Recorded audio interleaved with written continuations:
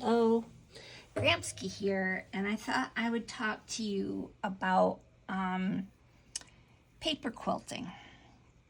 You can get a lot of designs from regular quilting books. This is a altered quilting book that I made. This is a quilt I made long ago. That's how my brain works. I rarely do things in square symmetrical. And this is an old dress I made for, what do you call it? The museum. I used to work in a museum. And for a time era, you dress up. That would be a colonial dress. And a shawl that I made. I like to put samples of my knit in the books. You have a needle size 1. And this yarn was used for this bag. It's like that on the other side as well. This was a picture that I took in a cemetery because I loved that old fence. And, just the coloring around it, just so beautiful. So I added, this is wool I used to make these. And between 1830 and 1860, silk stars were popular. This book is about history, but I didn't keep much of the history. I put a lot of my stuff in it. I did some abstract knitting as well.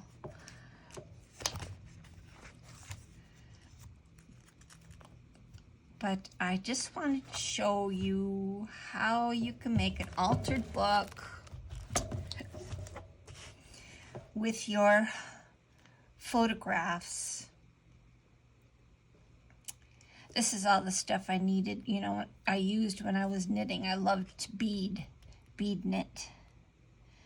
I think this is a neat pattern to go for. So let's try it. Let's try this pattern. Okay, so we'll put this up here, not so it will tip. And I have another book cover here. It's gonna go this way, but I'll put it in this direction. If it's square, it doesn't matter really because it'll look the same from every direction. And what you do is you take a cutter. You can use your scissors or you can use a regular cutter. This little square is, there's one, is almost 2 by 2, but it's not quite. If it was 2 by 2, it would be, oh, wait a minute, it is. It's 2 inches, sorry, 2 inches by 2 inches. So if you wanted to make a triangle, you would cut it like this. And if you wanted a smaller triangle, you'd cut it again, put it on this line, like this. And, but this is too big. I'm gonna have to go with this size because you want it to go all the way around.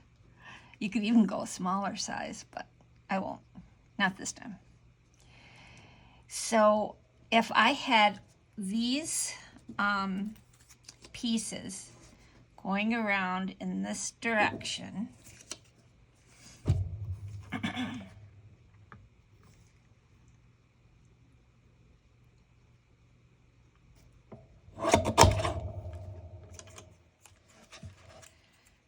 this and like this. Now you can use the background as part of the color. Let's see here. if I wanted to do this with it, have this and this, then the background color would be darker. You know, I really do need to go smaller, so I'm just going to take the scissors and make smaller ones.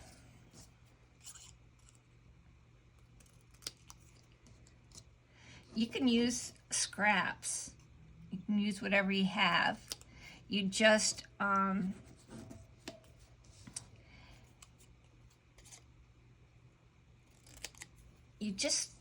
need to make it as geometric as you can. It doesn't have to be perfect. Nothing has to be perfect, but okay, so this triangle I'm reading goes like this. And this triangle goes like that. And this would be the inner triangle. So you have one that's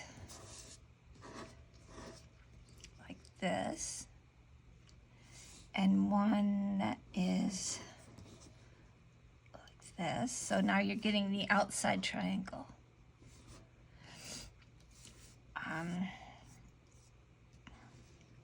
You can use a simpler pattern than the one I've chosen, but you know I've quilted before, so and you can tell that this is going to go in this direction like this.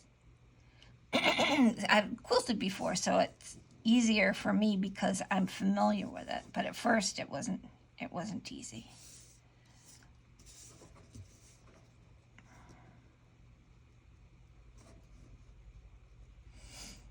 Okay, now I'm going to have to do another.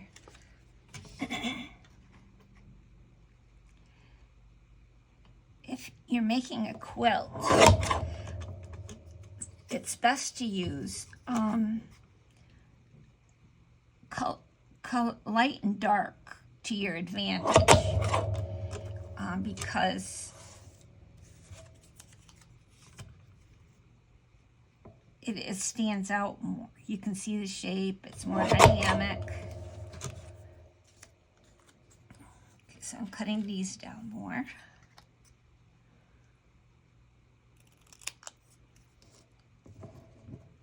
You can get a lot of pieces out of a 2-inch square.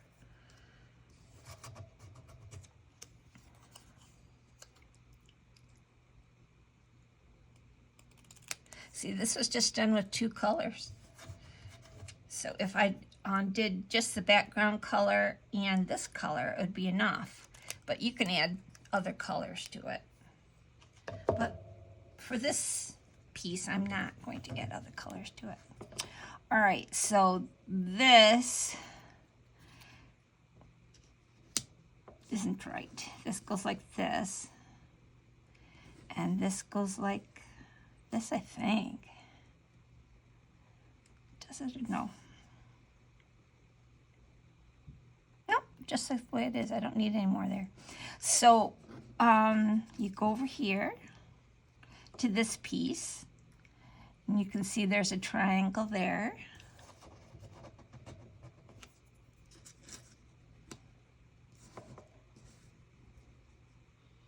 Am I right? Am I wrong? How am I doing this?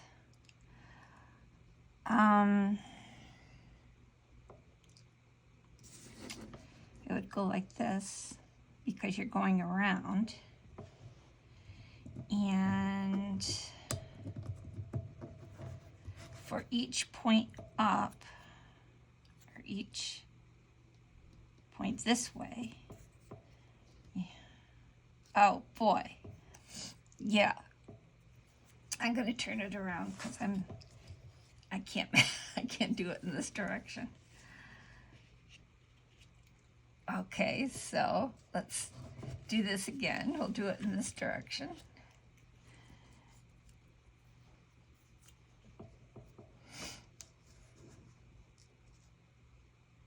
No.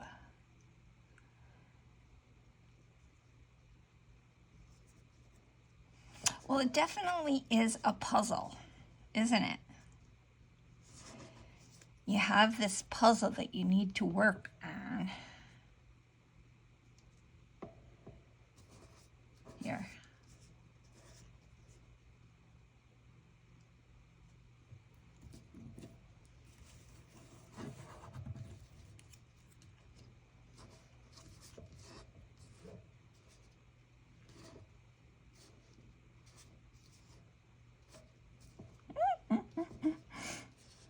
There we go. So one more. And then you glue them all down.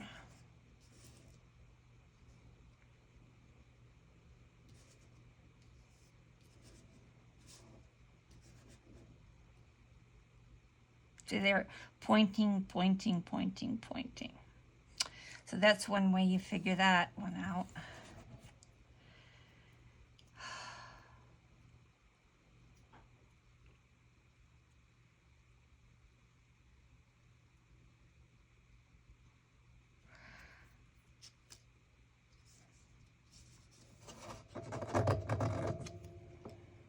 This. New. Because this goes out like that.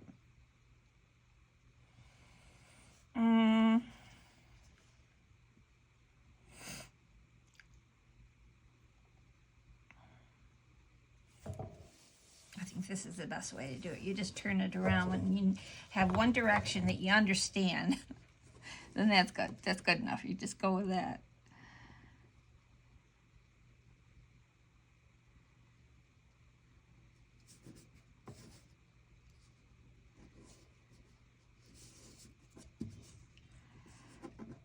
You know, it is difficult. I should have picked an easier pattern to do online, because this is what I do. I struggle with it. And then I put it together.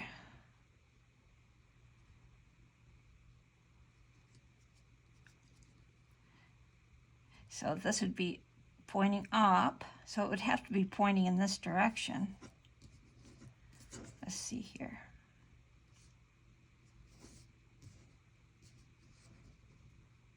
There we go. It's pointing in this direction. And this, oh, finally.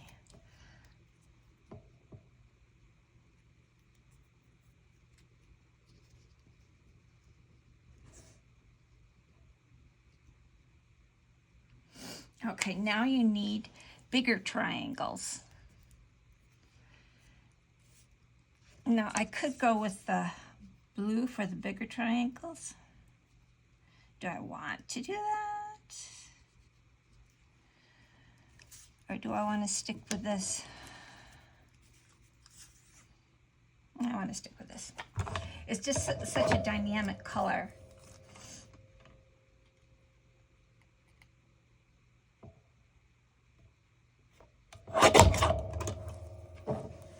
See, now you know that this is too big. Yeah, it won't work. Unless you wanted that design.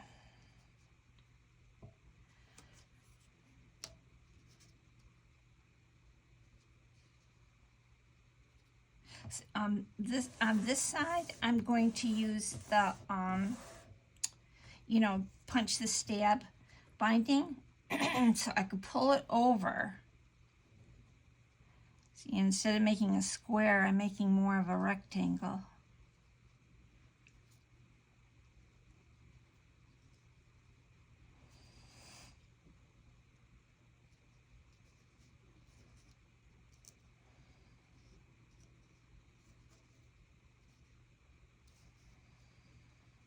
This. Once you get it all, you know, pasted down, it's easier to work with. So maybe I should do that. Let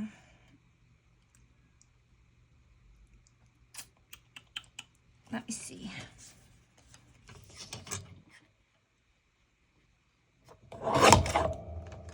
It's nice to have one of these small guillotines. It's for 6" when you want to do detailed work.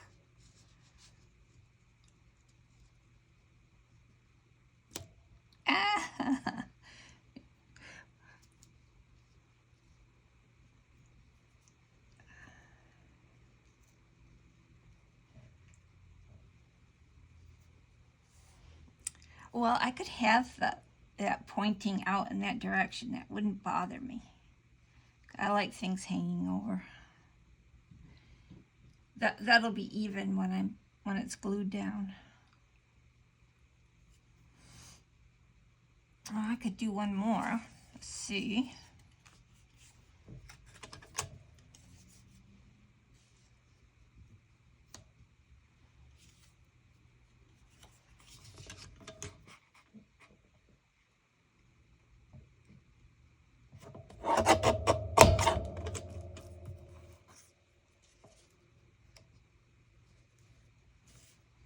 So I'd have to shift it down so it would be more centered.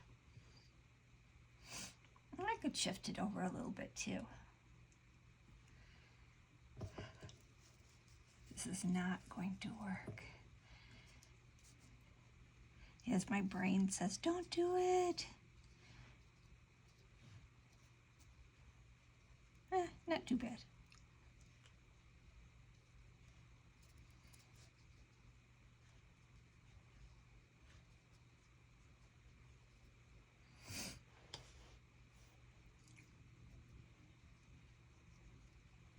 Yeah, that's not too bad because the stab binding would be over here. Now to make this part more interesting, you connect the dots actually is what you do.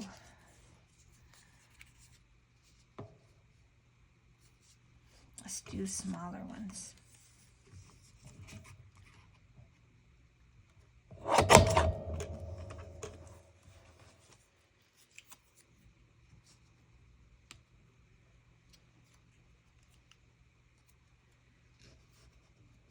Doesn't look, it will come together once you have it all glued.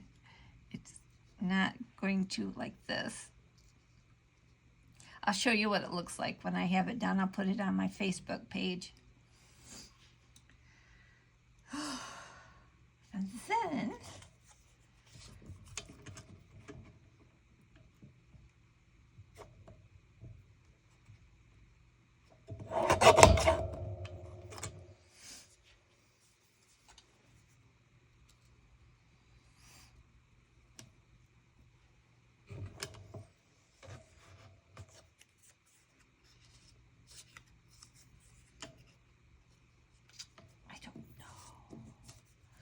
I'm going to glue these down before I play with it any further because I don't know what's going to look good until I have the center right.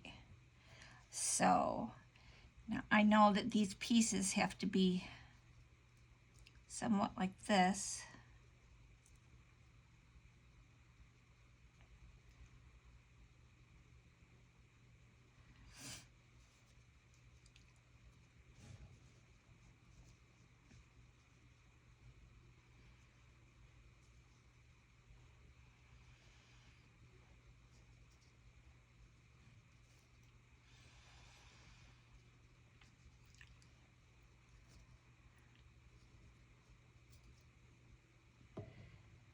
That doesn't go at all, does it?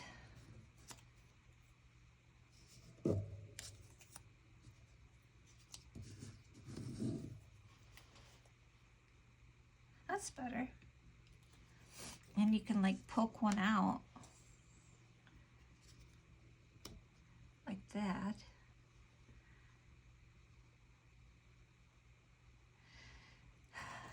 Well, you just keep playing with it until you're happy, basically, is what you do.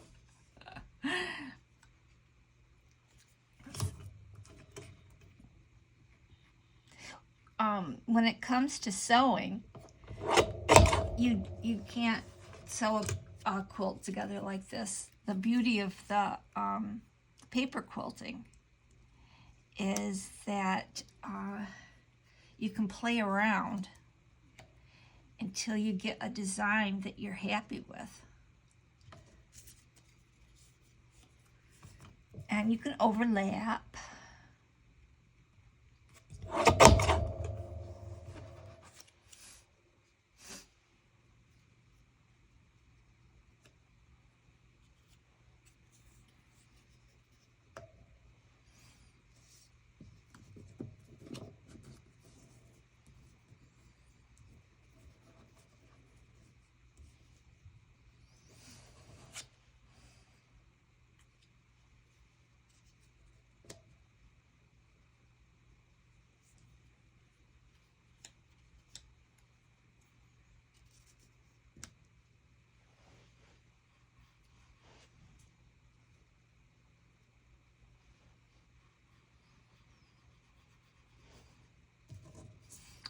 I'm finally settled on a pattern.